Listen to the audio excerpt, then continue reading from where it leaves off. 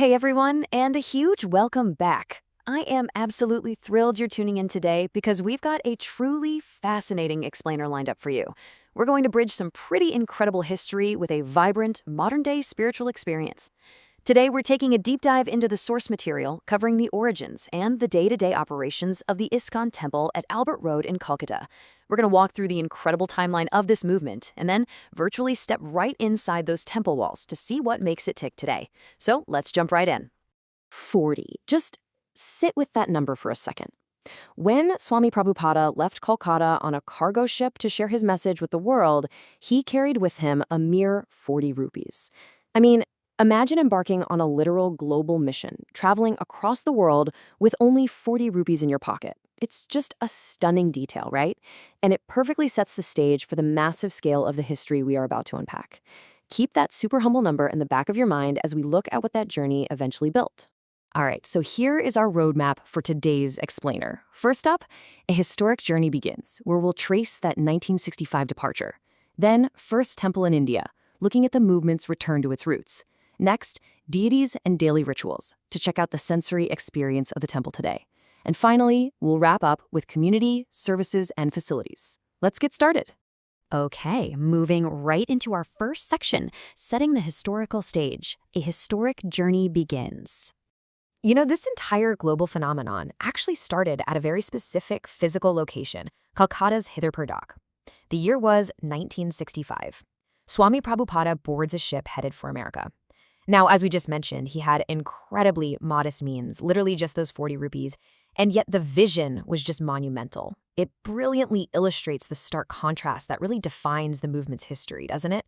Starting with basically zero material wealth, but possessing just an absolute wealth of determination. So Hidderpur Dock isn't just a port here. It is the literal launching pad of a worldwide movement. And you guys, you have to look at how fast things moved. This timeline is just wild when you break it down. 1965, he leaves Kolkata for America. Just 1 year later, in 1966, he officially establishes ISKCON in New York. Then jump forward just a few years to 1970 and 71, and he returns to Kolkata. By 1971, he establishes the Albert Road Temple. I mean, in exactly 6 years, the founder traveled across the globe, successfully founded an international organization, and then brought that whole shebang right back to its Indian roots in Kolkata. It is a masterclass in purpose-driven expansion. Which leads us perfectly into our second chapter, First Temple in India. Let's look at the physical establishment of this returning movement. Now, when a lot of folks think about ISKCON in India, their minds might immediately jump to the massive headquarters in Mayapur. But according to the temple's vice president, Rajaram Das, the specific location we're talking about today, Albert Road in Kolkata, actually holds a unique historical crown.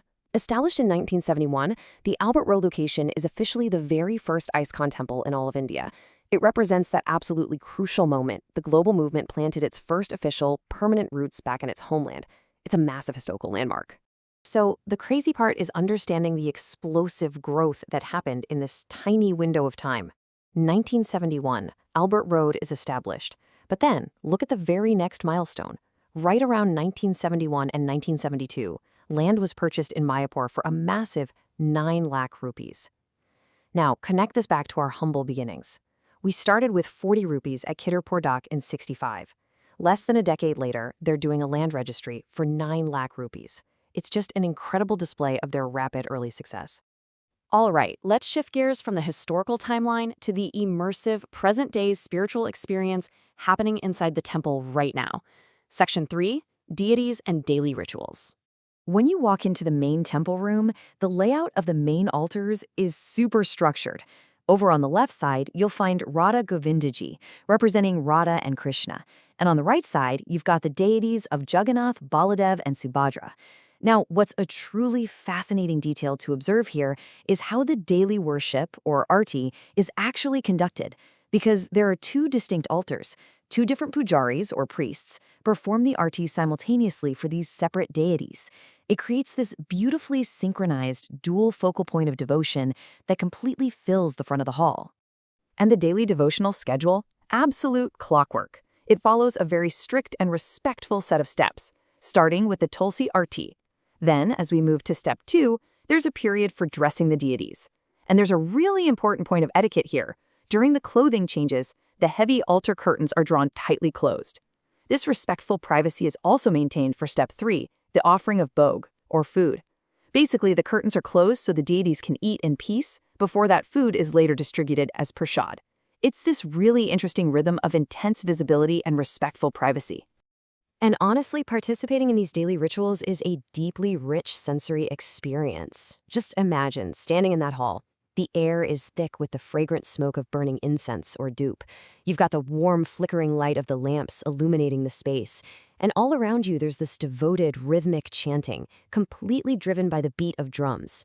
It's an all-encompassing environment, totally designed to focus the mind and elevate the spirit through sight, sound, and smell. It is incredibly captivating. Let's wrap things up with the final section of our agenda: community, services, and facilities. The Albert Road campus is way more than just the main altar. Right at the main entrance, visitors are greeted by the matchless gifts shop. You can pick up traditional clothing like dhotis and kurtas, but they actually have modern t-shirts too. And if you're looking for spiritual items for your home, they offer a bunch of different murtis, which are deity statues, including popular ones like Gopal, along with a wide variety of decorated showpieces. It's a really convenient one-stop shop that immediately brings visitors right into the culture of the temple.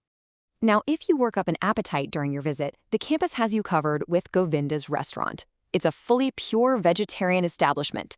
But alongside the traditional meals, Govinda's is known for some pretty delicious baked treats, specifically a very popular pure veg brownie, which I just love. It beautifully illustrates how the temple blends strict ancient dietary principles with modern tastes to create a really inviting environment for everyone. And hey, speaking of food, we absolutely have to highlight the temple's charitable daily practices. Whether you hit up the restaurant or not, the temple ensures literally no visitor has to leave hungry. Visitors can just stop by the reception or specific counters to grab a free coupon for khichdi prasad. This daily distribution of free, blessed food is just a cornerstone of their operations and a beautiful testament to their commitment to community service. It ensures a welcoming experience for absolutely every single person who walks through those gates.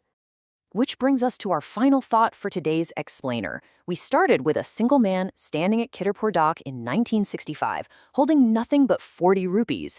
And today, we see the Albert Road Temple, the historic first in India, featuring synchronized daily rituals, bustling gift shops, a thriving restaurant, and the daily charitable feeding of the community. So you have to ask yourself, how did a journey that began with just 40 rupees transform into the bustling spiritual epicenter we see today? It is just a phenomenal story of vision, rapid growth, and enduring community impact. Thank you so much for joining me today. Keep asking questions, keep learning, and I'll catch you on the next one.